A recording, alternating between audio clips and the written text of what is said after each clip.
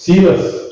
O seu espírito se agitava em si mesmo, vendo a cidade tão entregue à idolatria.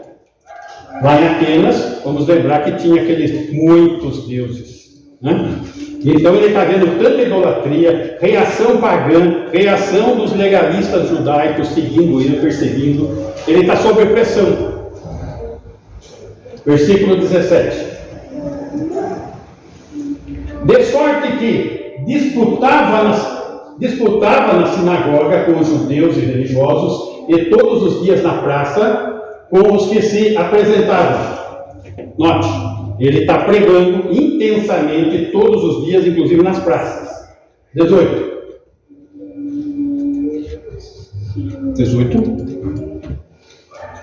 E alguns dos filósofos epicureus e estoicos contendiam com ele. Estava tendo já uma reação dos filósofos. E uns diziam: que quer dizer esse tagarela?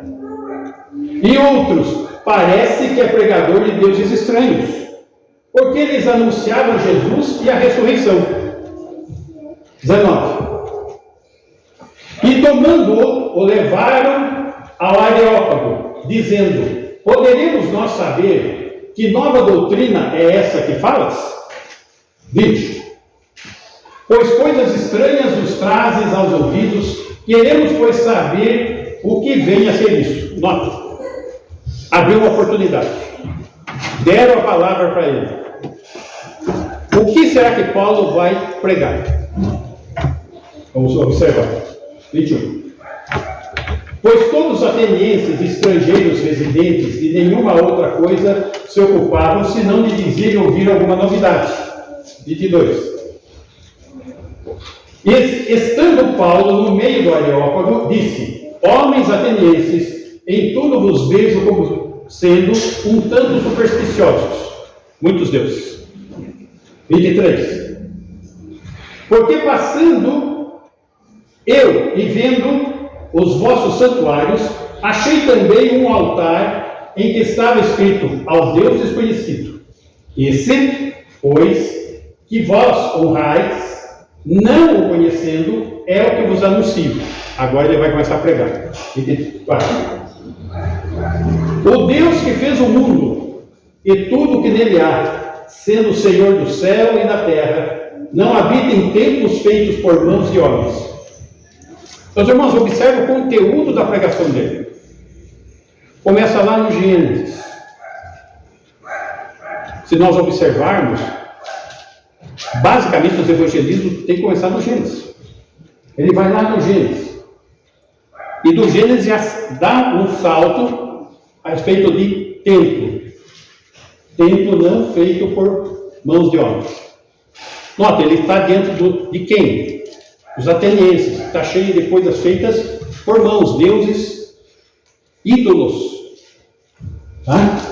Não, aí que ele está levantando. Esse não é por mão. 25. Nem tampouco é servido por mãos de homens, como que necessitando de alguma coisa, pois ele mesmo é quem dá a todos a vida e a respiração e todas as coisas. Ele é o Deus Todo-Poderoso, o Senhor. 26. E de um só sangue fez toda a geração dos homens, Adão, para habitar sobre toda a face da terra, determinando os tempos já dantes ordenados. Ele é soberano, tem controle de tudo. E os limites da sua habitação. 27. Para que buscassem ao Senhor, se porventura tateando, o pudessem achar, ainda que não está longe de cada um de nós. Deus está presente. Basta clamar, basta desejar. Isso que ele está falando. Não precisa. Como se tateando. Por que ele está falando tateando? Qual que era o problema lá? Idolatria. Ídolos. Como está lá no Salmo. Tem olhos e não veem, tem ouvidos e não ouvem, tem nariz e não cheiram, suas mãos não apalpam, seus pés não andam, som nenhum sai da sua garganta. 28. Porque nele vivemos e nos movemos e existimos, como também alguns dos vossos poetas disseram, pois somos também sua geração. No sentido que ele é soberano, é o Senhor da vida. 29. Sendo nós, pois, geração de Deus, não havemos de cuidar que a divindade seja semelhante ao ouro, ou à prata, ou à pedra esculpida, por artifício e imaginação dos homens. Está falando dos ídolos. Não é isso. Não pode ser isso. 30. Mas Deus, não tendo em conta os tempos da ignorância, ordena agora a todos os homens e em todo o lugar que se arrependam. Arrependimento. Sem arrependimento, sem confissão de pecados, sem humilhação, não existe perdão. 31. Porquanto tem determinado um dia em que com justiça há de julgar o mundo por meio do homem que destinou, Jesus Cristo. E disso deu certeza a todos, ressuscitando-o dentre os mortos. Note, aqui tem um aspecto escatológico. Tá? Ele está falando que virá alguém para julgar o mundo com justiça. Está falando da segunda vinda, o estabelecimento do reino messiânico. Lembra que ele já teve que fugir de Tessalônica por quê? Qual foi a acusação? Está pregando um outro rei. Traição para Roma.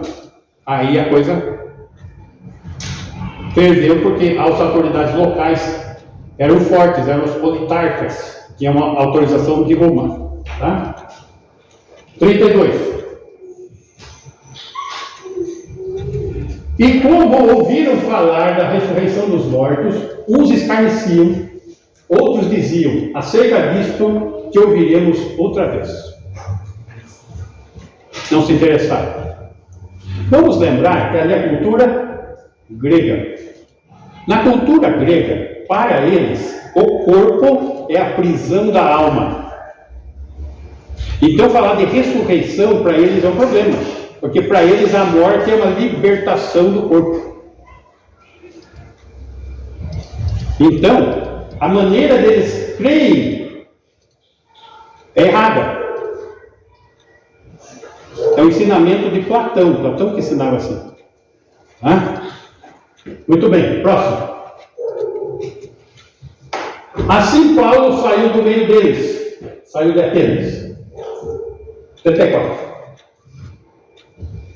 Todavia, chegando alguns homens a ele, creram. Olha só, a palavra não voltou vazia. Entre os quais foi Dionísio, Areopagita, uma mulher por nome Damaris, e com eles outros.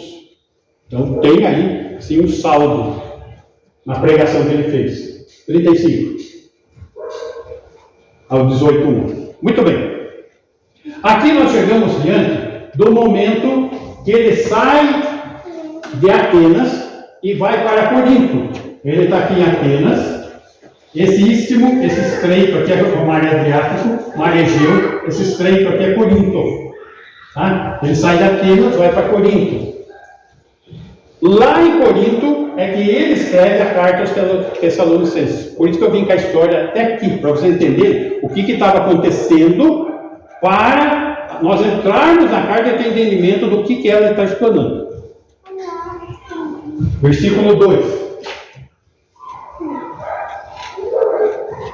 E achando um certo judeu por nome Áquila, natural do Ponto, que havia pouco tinha vindo da Itália, e Priscila, sua mulher, pois Cláudio tinha mandado que todos os judeus saíssem de Roma, ajuntou-se com eles. Então aqui ele se encontra com Áquila e Priscila, vão trabalhar juntos, são fazedores de tendas, para manter o sustento do ministério, e aqui começa a surgir uma sementinha futura. Vamos lembrar que Áquila e Priscila ficaram lá em Éfeso. Que atravessaram o Corinto, vieram para Éfeso e permaneceram aqui. Paulo ficou um pouquinho tempo e voltou para a Palestina. Na terceira viagem missionária que ele volta para Éfeso. Tá, nós somos na segunda. 3. E como era do mesmo ofício, ficou com eles e trabalhava, pois tinham por ofício fazer tendas. Áquila e Priscila. 4. E todos os sábados disputava na sinagoga e convencia a judeus e gregos. Então, está lá pregando para judeus e gentios. 5. E quando Silas e Timóteo desceram da Macedônia, foi Paulo impulsionado no Espírito, testificando aos judeus que Jesus era o Cristo, o Messias de Israel.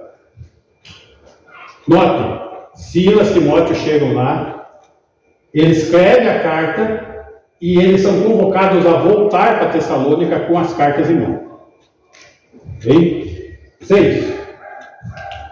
Mas, resistindo e blasfemando eles, sacudiu as vestes e disse-lhes: o vosso sangue seja sobre a vossa cabeça. Eu estou limpo e desde agora parto para os gentios. Então ele está fazendo a pregação para judeus. Os judeus blasfemam, resistem, e ele faz o quê? Sacode as vestes. Que é aquele negócio de tirar o sapato, bater o sapato, nem o pó do serve. E ele, nesse momento, ele volta o seu ministério para os gentios, não judeus. 7. E saindo dali, entrou em casa de um homem chamado Justo, que servia a Deus, e cuja casa estava junto da sinagoga, do lado da sinagoga. Veja só, ele para de trabalhar com a sinagoga e começa a trabalhar, discipular o Justo, vizinho da sinagoga. 8. E Crispo, o principal da sinagoga. Opa, o rabino foi junto. O rabino abandonou a sinagoga e seguiu Paulo. Creu no Senhor, o Cristo, com toda a sua casa, a família inteira. E muitos dos coríntios, ouvindo-o, creram e foram batizados. Então, aí está Paulo em seu ministério. Deixa eu ver até que versículo aqui. Até o 11, vamos lá. 9. E disse o Senhor em visão de noite a Paulo: não temas, mas fala e não te cales. 11. Porque eu sou contigo, e ninguém lançará a mão de ti para te fazer mal, pois tenho muito povo nesta cidade. Como tenho muito povo nesta cidade. Tinha muita gente ainda para crer. Ovelhas perdidas para serem alcançadas. Bem? 11. E ficou ali 1 ano e 6 meses, ensinando entre eles a palavra de Deus. Muito bem. Nós chegamos então aqui e precisamos visualizar agora o propósito da carta. Qual era o propósito de Paulo ao escrever essa carta aos Tessalonicenses? Propósito da carta: encorajar a perseverar na conduta cristã. Não ficar caindo para os cantos. Não ficar dando mau testemunho. Não ficar numa vida de pecado, uma vida mundana. Perseverar na conduta cristã em meio às tribulações, às perseguições, às lutas. Vamos lembrar que as perseguições começaram lá fazendo o quê?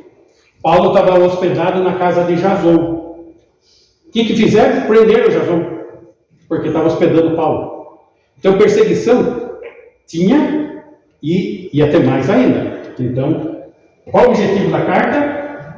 Encorajar a perseverar na conduta cristã em meio a tribulações, tendo em vista a manifestação iminente de Cristo. Esse é um dos pontos altos dessa carta. Ele fala a respeito da iminência do arrebatamento da igreja. Todos os capítulos de Tessalonicenses, todos os 5 capítulos, ele tem pelo menos um versículo a respeito da iminência de Cristo, da segunda vinda. Isso é algo que estava o quê? Encorajando, dando perseverança. Será que isso daí seria somente para a igreja de Tessalônica? Ou isso é uma realidade para nós também? Estarmos atentos, perseverando, diante do quê? Da iminente volta do Senhor. Está chegando, né? Não é isso, Elisete? Falou? Está chegando. Está aproximando.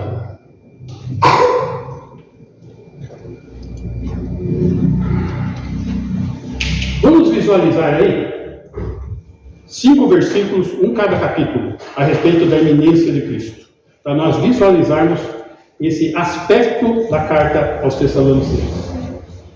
Capítulo 1 de Tessalonicenses, 1 Tessalonicenses, versículo 10.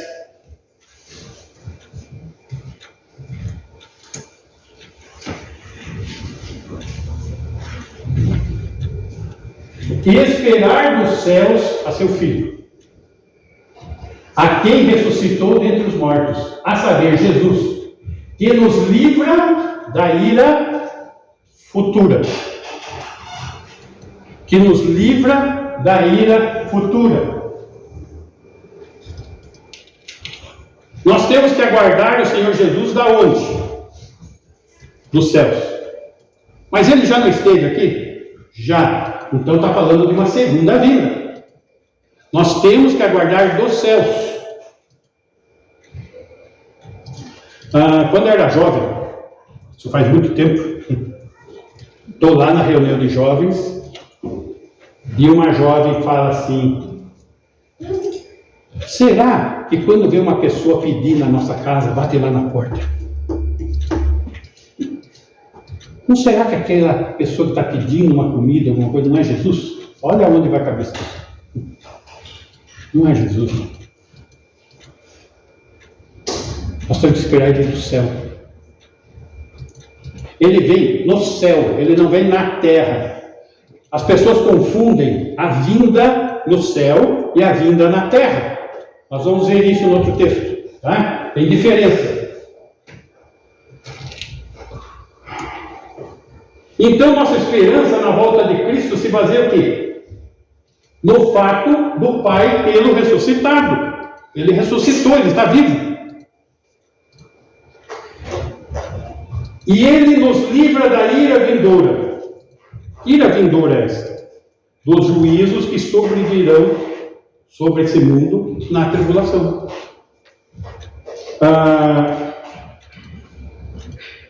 Esse momento é chamado a ira. Apocalipse capítulo 6, versículo 16.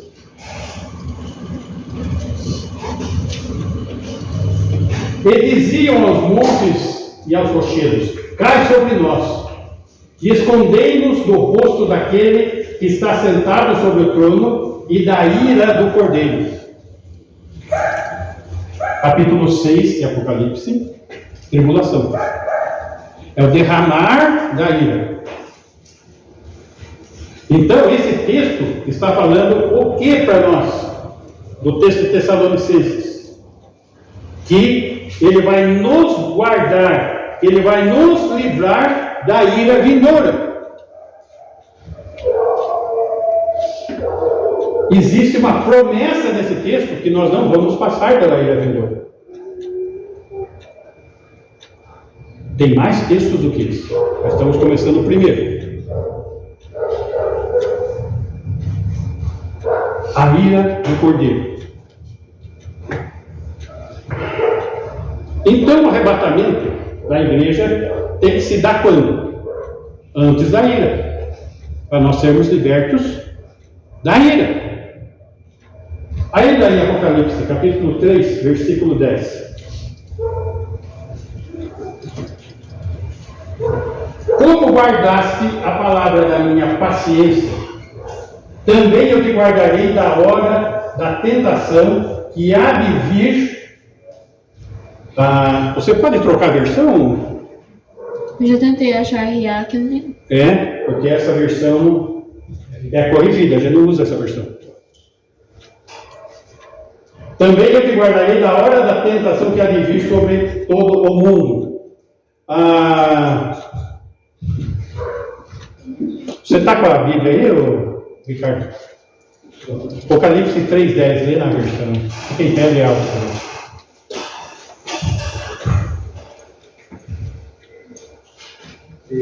3:10.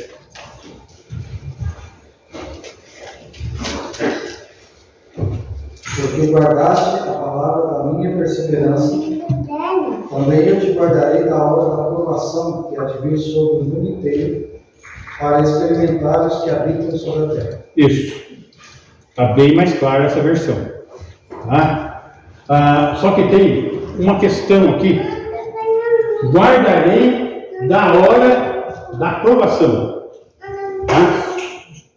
Essa preposição da é uma partícula grega ek, para fora da tribulação. Ek quer dizer para fora. Por exemplo, quando nós somos batizados, a palavra é baptizo ek, para fora das águas. Quando nós cremos em Jesus, e o fim da lei é Cristo, o fim da lei é Cristo, da para fora da lei. Essa partícula quer dizer para fora. Ok? Muito bem. Capítulo 2 de Tessalonicenses, versículo 19.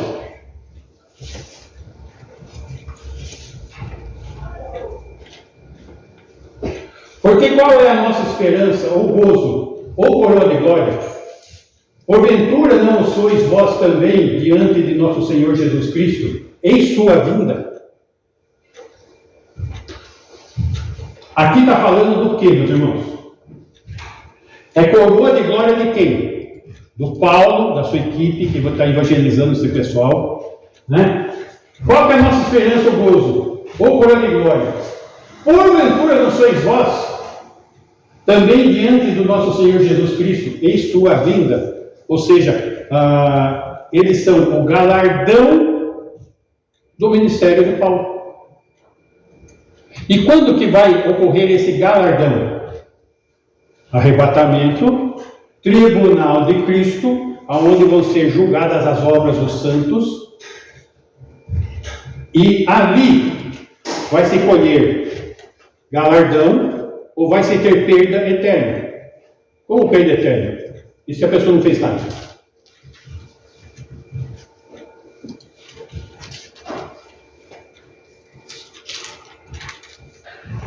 Então aqui, os galardões está se referindo a quem? Aqueles que são vencedores. Vamos lembrar que tudo gira em torno de competições atléticas. Pódio, galardão. O que é o pódio? Onde tem o primeiro lugar, segundo lugar, terceiro lugar. É a palavra lá no grego. Tá? Capítulo 3, versículo 13.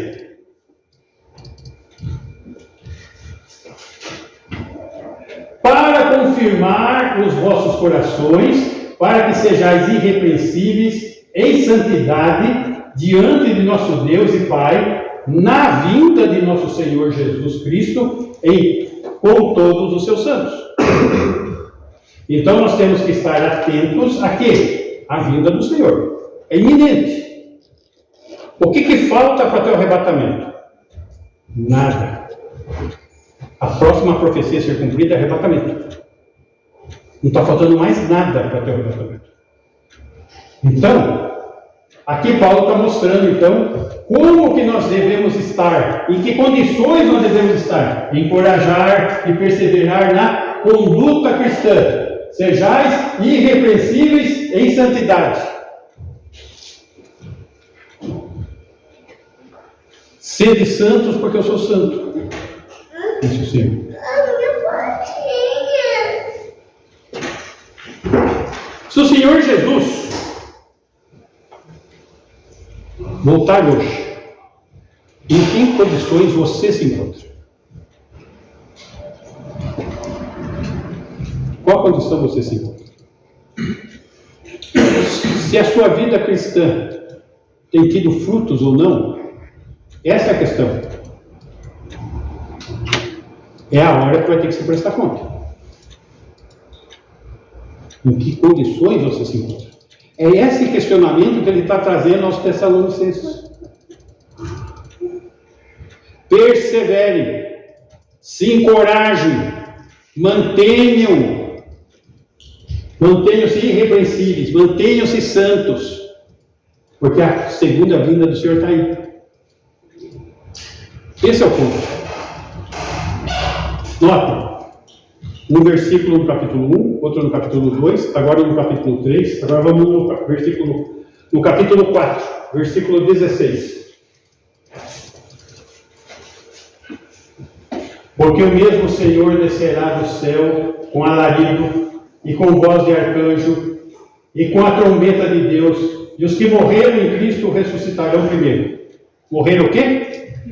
Em Cristo, está falando da igreja, carta aos Tessalonicenses. 17. Depois nós, os que ficarmos vivos naquele momento, seremos arrebatados juntamente com eles, com Jesus, os que morreram em Cristo, já ressuscitados, nas nuvens, a encontro do Senhor nos ares. E assim estaremos sempre com o Senhor. O interessante é que nós temos N pregadores que nós assistimos quase que diariamente em nossos celulares que negam o arrebatamento.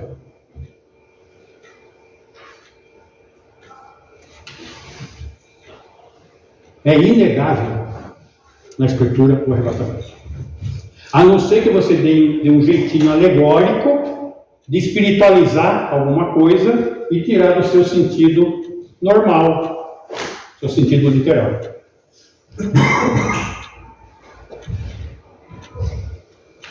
A vinda de Cristo para a igreja será onde? Nos ares. Não vai ser na terra, vai ser nos ares. Por que eu estou falando isso? Porque isso se dá antes da tribulação, nos ares. E para a nação de Israel, a sua vinda será na terra depois da tribulação. Que são essas promessas aqui, são essas alianças que estão sendo feitas com Israel. Então a vinda para Israel é na terra e depois da tribulação. A vinda para a igreja é nos ares e antes da tribulação.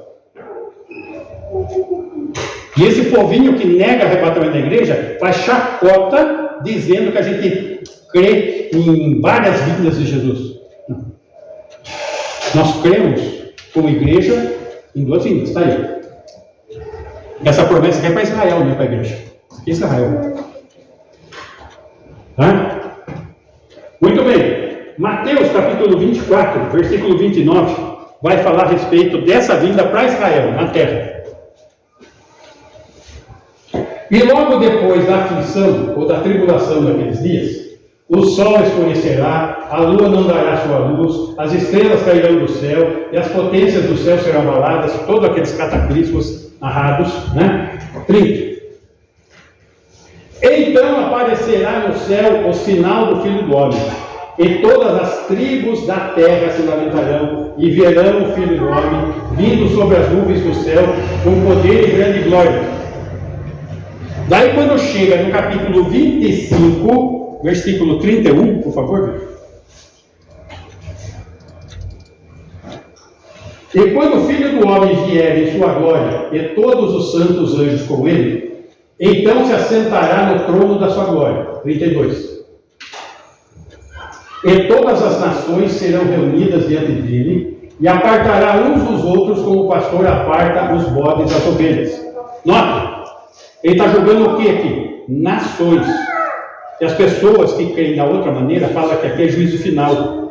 Aqui é julgamento das nações, não é nada de juízo final. Está julgando nações. O Apocalipse 20, ele está julgando indivíduos. Lá é juízo final. 33.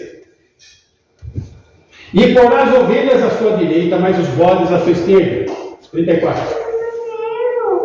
Então dirá o rei, que prometeu vir implantar um reino aqui na terra, aos que estiverem à sua direita: vinde benditos de meu Pai, possuir por herança o reino que vos está preparado desde a fundação do mundo, aqui na terra, que está narrado lá em Apocalipse capítulo 20, o reino milenar. Muito bem. Capítulo 5 de Tessalonicenses, versículo 23.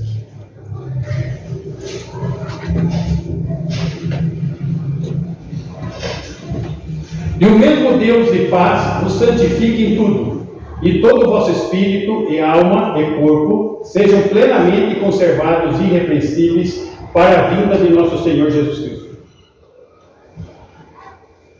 Pessoal, todo mundo fala o quê? Corpo, alma e espírito. Não é isso? Perceberam que aí a ordem está diferente? Espírito, alma e corpo. Por quê? Porque o espírito do homem natural precisa ser vivificado. Então, todo o vosso espírito, e essa santidade tem que ser comunicada da maneira de pensar, a alma, transformai-vos pela renovação da vossa mente, e corpo. Note, essa santidade tem que atingir o nosso ser integralmente. Espírito, alma e corpo. Tá? Sejam plenamente conservados e irrepreensíveis para a vinda de nosso Senhor Jesus Cristo. Então, o Espírito é a parte que nos capacita a ter comunhão com Deus, por isso precisamos nascer de novo. E ele precisa ser protegido de tudo que possa macular o Espírito. 2 Coríntios capítulo 7, versículo 1.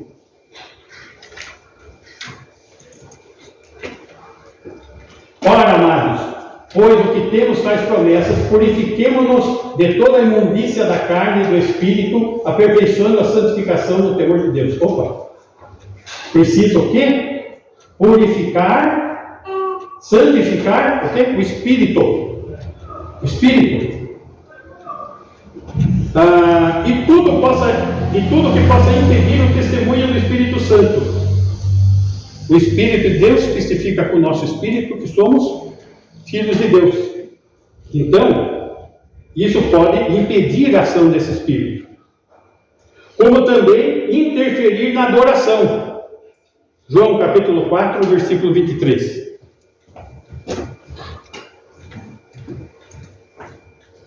Mas a hora vem, e agora é, em que os verdadeiros adoradores adorarão o Pai em espírito e em verdade. Porque o Pai procura a tais que assim o adorem. Em espírito, está falando do espírito do homem. Que está ligado em comunhão com Deus através do novo nascimento. E a alma? A alma está ligada à questão do centro das emoções, dos desejos, das afeições, das tendências que nós temos. E os nossos pensamentos também precisam ser protegidos. Efésios capítulo 2, versículo 3. Entre os quais todos nós também antes andávamos nos desejos da nossa carne, fazendo a vontade da carne e dos pensamentos, e éramos por natureza filhos da ira, como os outros também. A alma está ligada nessa questão dos pensamentos, dos apetites carnais que lutam contra a alma. 1 Pedro 2,11.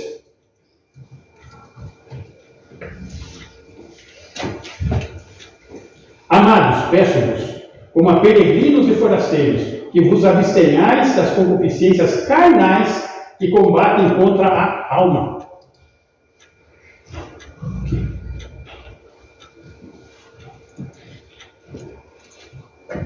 E o corpo? O corpo é onde habitamos.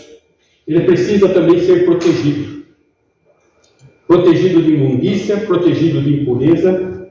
1 Coríntios 6, 17.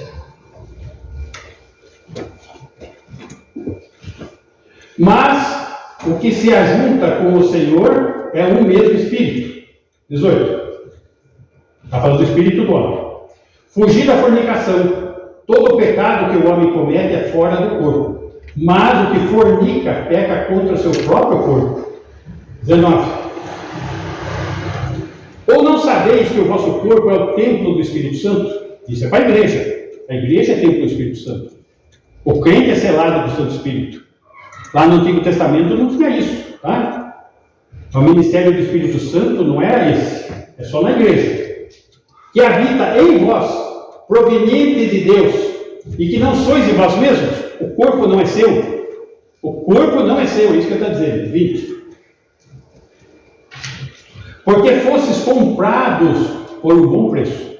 Glorificai, pois, a Deus no vosso corpo e no vosso espírito, os quais pertencem a Deus. Encorajar a perseverar na conduta cristã, irrepreensível, santo.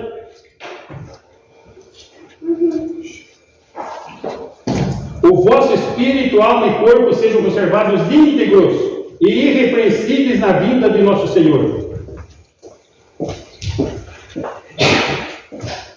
Efésios, capítulo 1, versículo 4, para encerrar.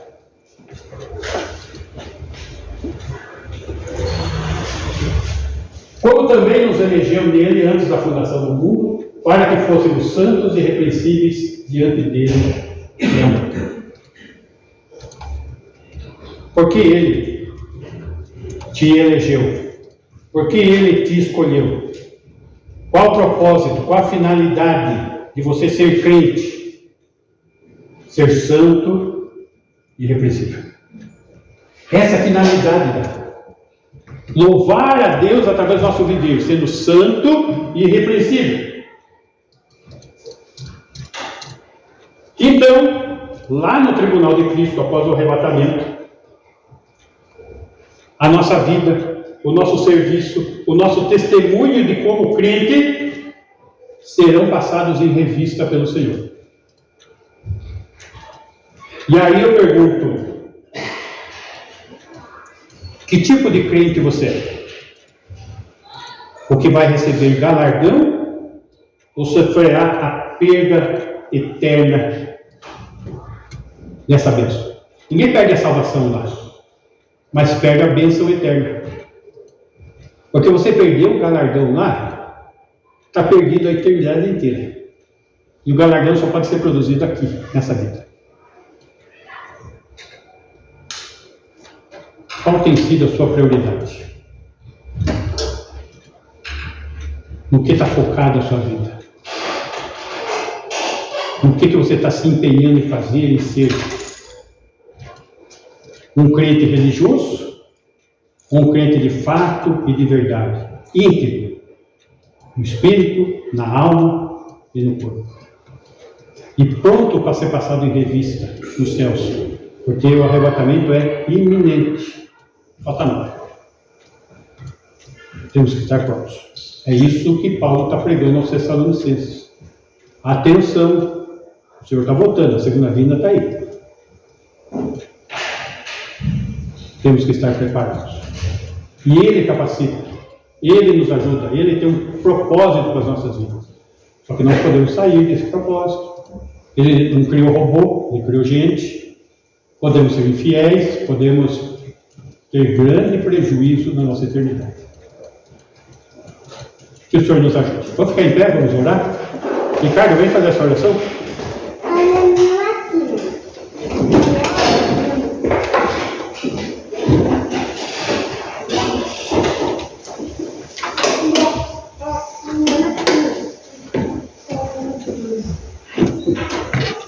Senhor, nós te louvamos, te agradecemos pela tua palavra que nos ensina, que comunica ao Senhor a tua vontade e o seu querer.